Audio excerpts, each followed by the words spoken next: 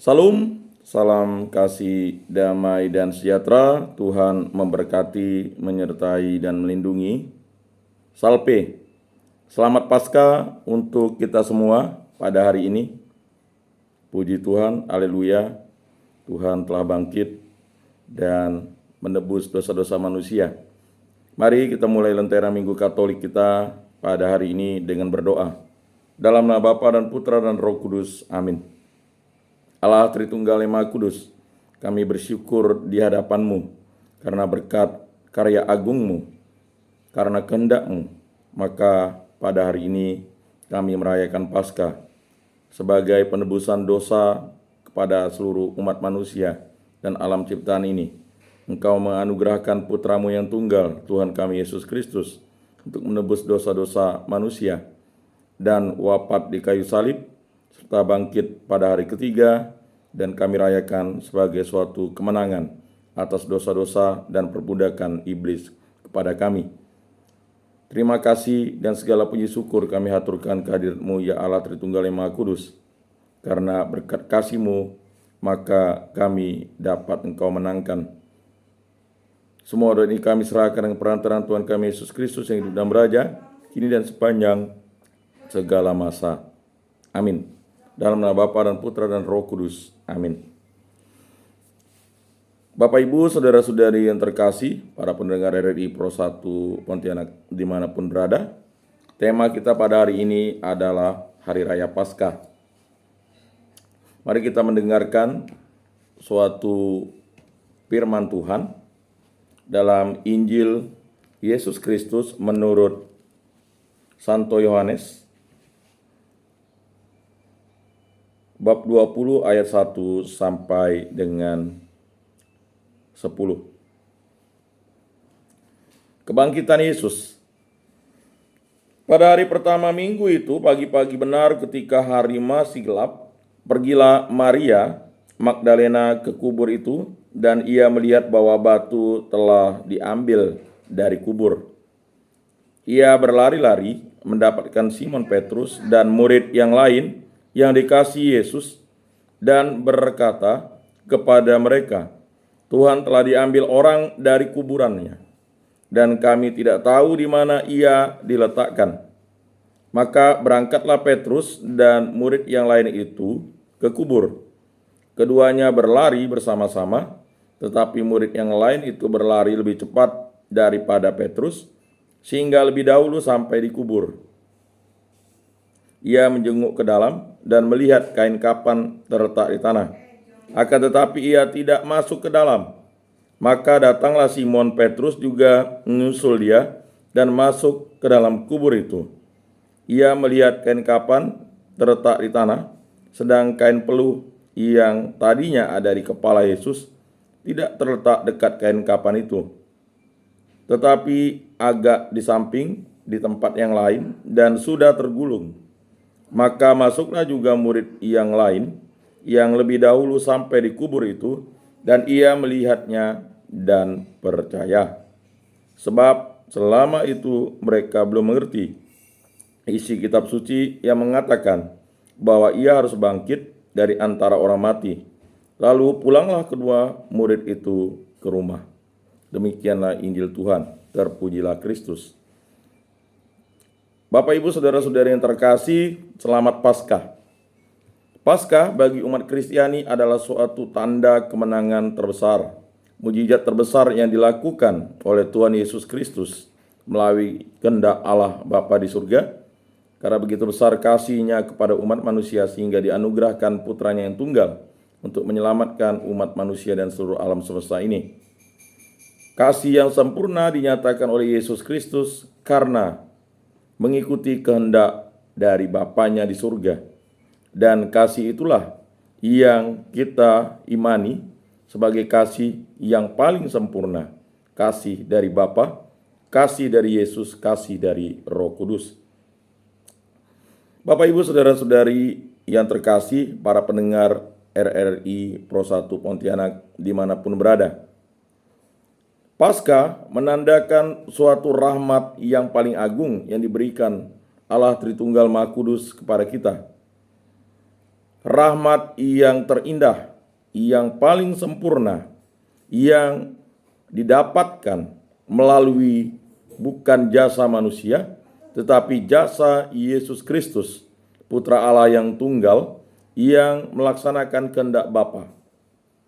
Jasa ini diwujudkan dalam suatu tanda rahmat ilahi yang begitu sempurna, yaitu peristiwa di mana Yesus lahir, Sabda sudah menjadi manusia dan tinggal di antara kita, kemudian berkarya, wafat, menderita sengsara, wafat, dan pada hari ketiga bangkit dari antara orang mati. Karya agung Allah ini merupakan suatu rahmat yang begitu sempurna, yang dinantikan dari zaman dahulu kala sampai zaman di mana Yesus menjadi manusia, mewartakan dirinya Sang Sabda. Bapak, Ibu, saudara-saudari yang terkasih,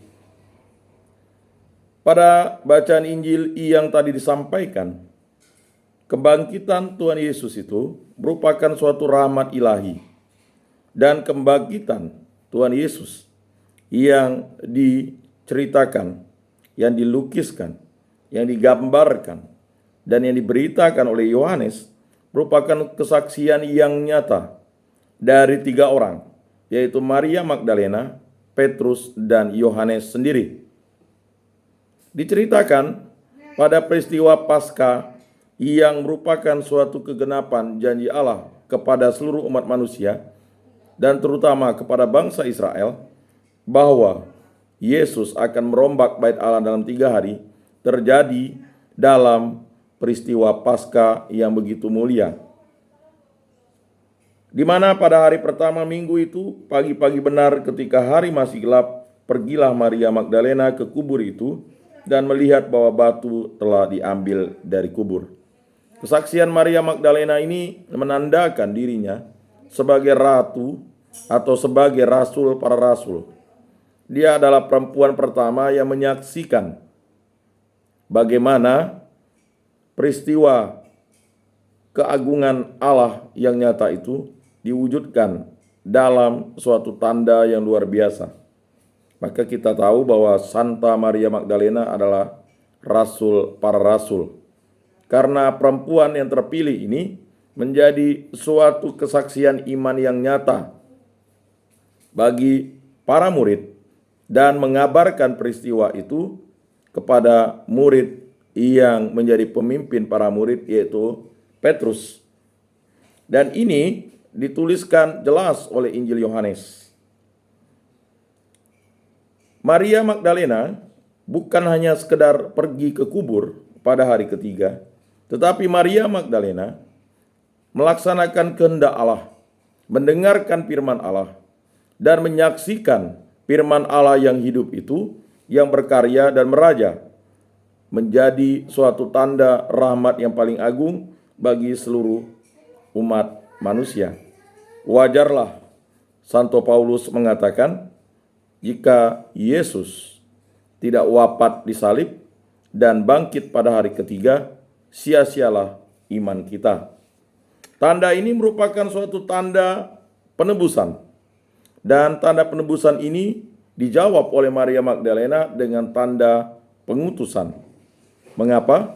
Karena Maria Magdalena menyaksikan karya agung Allah ketika Yesus bersama-sama mereka, dan Maria Magdalena mampu menyatakan imannya dengan menyaksikan kegenapan janji Allah kepada umat manusia, terutama kepada para pengikutnya. Mendengarkan janji Allah bukan sesuatu yang mudah kalau tidak menggunakan iman dan memiliki harapan yang kuat. Dan kasih yang sempurna itu dinyatakan oleh Maria Magdalena dengan pergi ke kubur.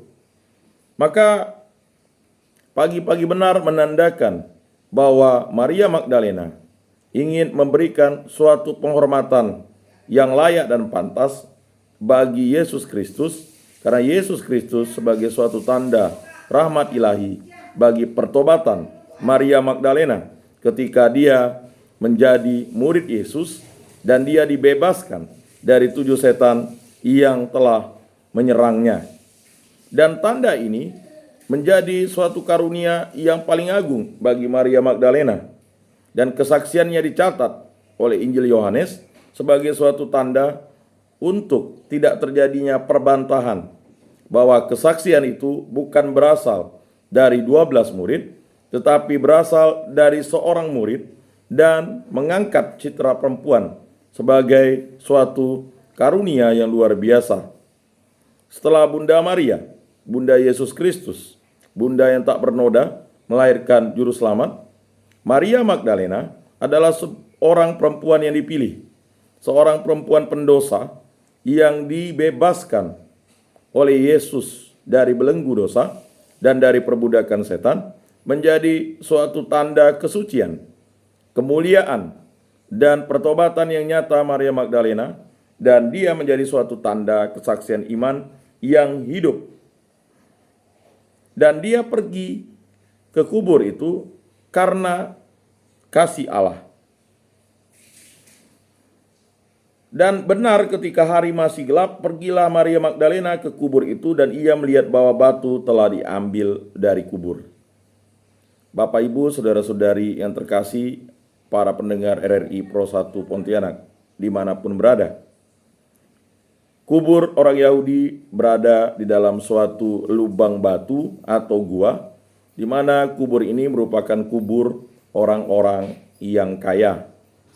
Yesus dimakamkan oleh para muridnya dan Yusuf dari Arimatea serta Nikodemus yang meminta kepada Pontius Pilatus untuk diturunkan dari salib sebagai suatu karunia, tanda.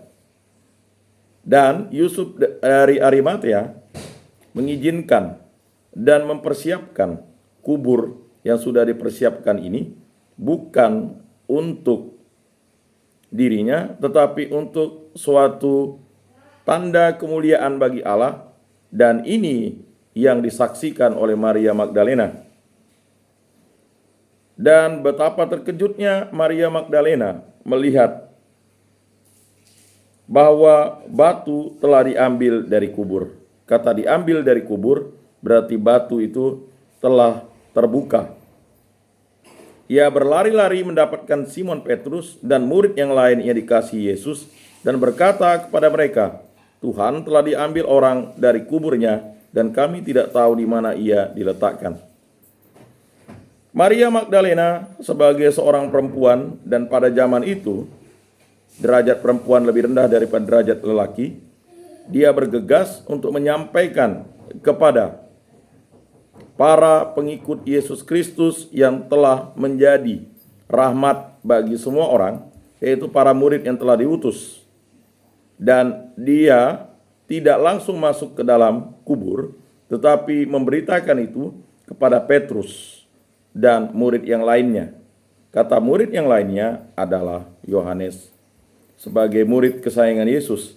Dan ini merupakan suatu rahmat ilahi bagaimana peristiwa Paskah menjadi suatu kegenapan iman, dan bukan hanya menggetarkan para murid, tetapi disaksikan oleh para murid sebagai suatu rahmat yang menjadi suatu tanda bagi manusia. Dan ini dituliskan oleh Yohanes sebagai bentuk suatu kesaksian yang nyata, yang hidup, yang mampu untuk memberikan suatu kesaksian peristiwa Paskah yang mulia. Dan ini merupakan suatu karunia agung yang begitu besar kepada umat manusia, sehingga rahmat itu menjadi nyata di dalam hidup manusia. Bapak, Ibu, saudara-saudari yang terkasih dalam Yesus Kristus, pada paruh kedua nanti kita akan menggali makna yang nyata dalam firman dan sabda Tuhan, bagaimana Yesus yang bangkit dari alam kubur, dari alam maut, menjadi suatu tanda yang disaksikan para murid, menjadi suatu tanda untuk menyatakan bahwa Allah begitu mencintai umat manusia. Mari kita dengarkan satu pujian dari kerabat kerja RRI Pro 1 Pontianak.